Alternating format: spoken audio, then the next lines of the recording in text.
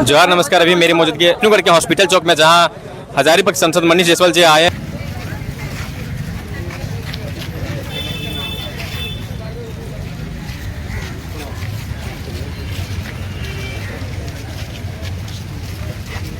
ज्वलंत मुद्दा है विष्णुगढ़ हॉस्पिटल मोड़ का।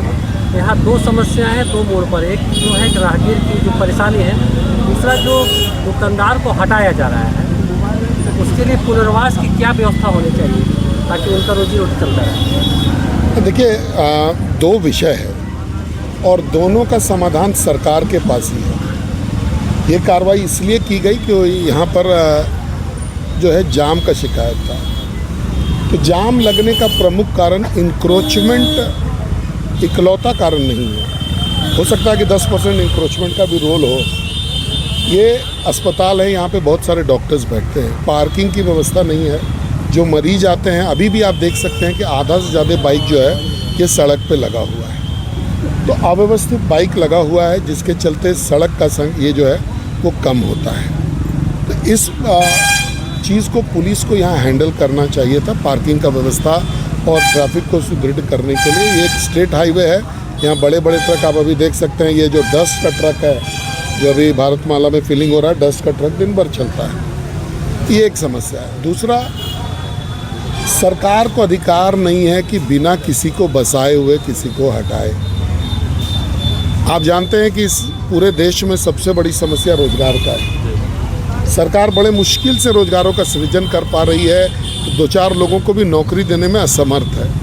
ऐसे में अगर कोई अपना व्यवसाय चलाता है और संयमित ढंग से, हमको बताया गया है कि यहाँ पे बातचीत हो रही थी कि अगर हम लोग 10 फीट में, बाउंड्री से 10 फीट, जो कि शायद इंक्रोचमेंट के श्रेणी में भी नहीं आए, वो जो ज़मीन है वो नो मैंस लैंड तरीके का ही हो, क्योंकि उसके बाद में पोल भी है, बिजली विभाग का पोल भी है, तो बहुत ज़्यादा ट्रैफिक उधर से जाने का कोई प्रश्न नहीं उठता है।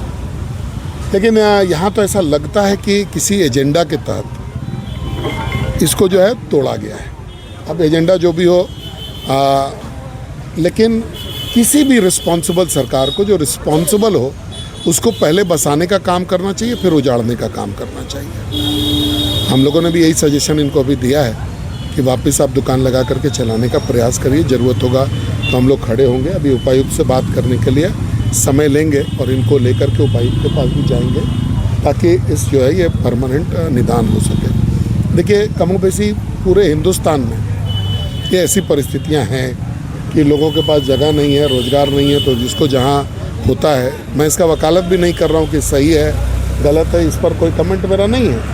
लेकिन बसाने का तरीका डिफाइंड है, और वो है कि पहले हमको बसाना है, फिर हमको उजाड़ना है।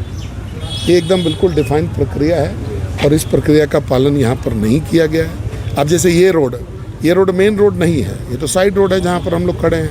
यहाँ पर तोड़ने का कोई मतलब भी नहीं निकलता है, तो इसके चलते तो जाम डेफिनेटली नहीं लगता होगा।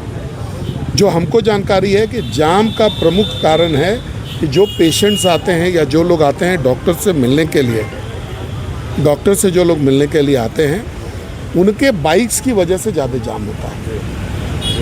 तो अगर इन बाइक्स को व्यवस्थित किया जाए, ट्रैफिक का, पुलिस का व्यवस्था किया जाए, ट्रैफिक के लोगों का व्यवस्था किया जाए, तो ये जाम की समस्या नहीं होगी। तो जो है ना, किसी का गलती और किसी के सिर माथे पे डाल करके उसको जो है अपदस्थ करना, बेरोजगार करना, ये मेरे हिसाब से ठीक नहीं है। हम लोग उपायुक्त से बात करके इसको रिजॉल्व करने का प्रयास थे। और यहाँ पे लोगों को, जिनकी दुकानें हटी, उनको आश्वासन देके गए हैं कि पुनः से दुकान लगवाएं।